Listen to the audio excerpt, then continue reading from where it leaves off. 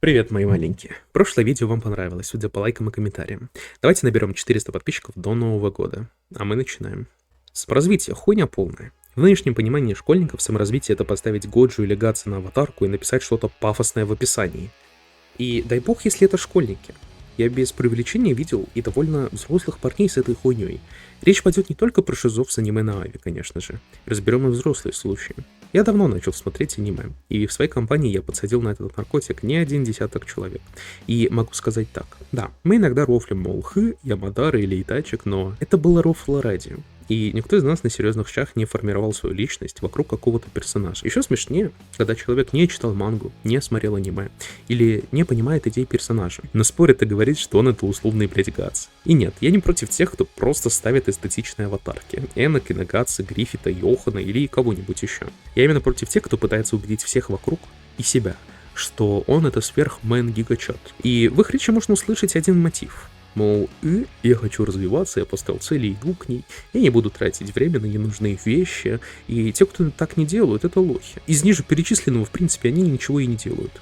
Притом, спрашивая, что такое развитие, ты слышишь дефолтно. Ну, я читаю, в зал хожу.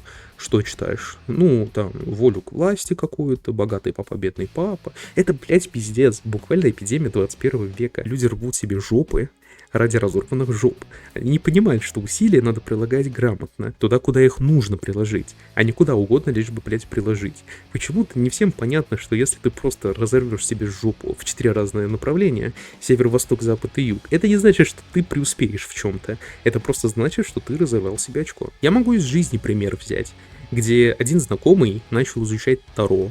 Видите ли, развитие духа и знания о мире. Глобальная проблема в том, что лица людей обмазывают говном, им показывают и говорят хуйню, мол, вот купи курсик, тайденги, и сможешь, видите ли, как я. Хотя это дефолтный инфо-цыганенок, который просто взял в аренду машину, чтобы снять видосик.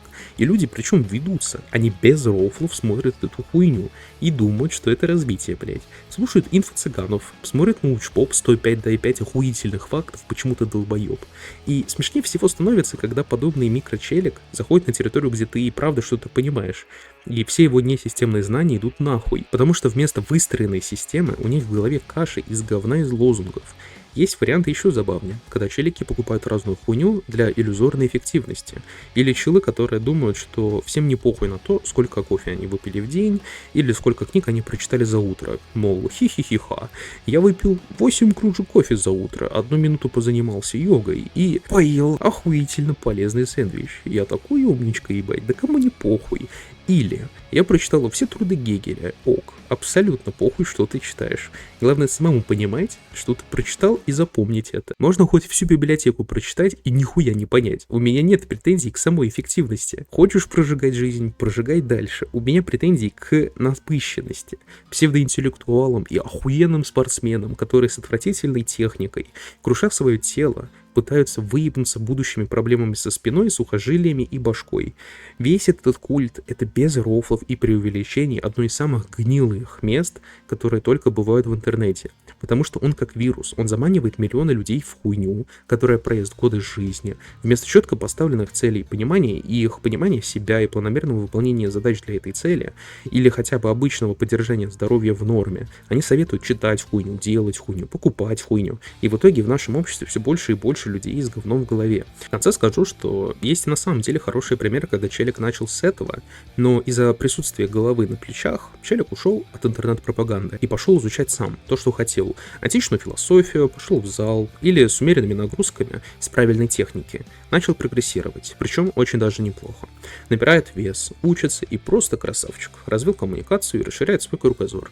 Вот, смотришь, глаза радуются. Когда есть люди, которые с мозгами подходят к такому делу. А есть просто выпендрежники и шизы. И, к сожалению, таких большинство. Я заметил, что в целом, как правило, тот, кто больше всех выебывается или пытается показать себя в лучшем свете за счет других, в 99 случаев показывает себя как идиот, что на словах, что на деле. Самые компетентные люди — это те, кто сидят и молчат, и ответят только если их спросить. Ну, это, конечно же, не ко всем относится, но все же в большинстве.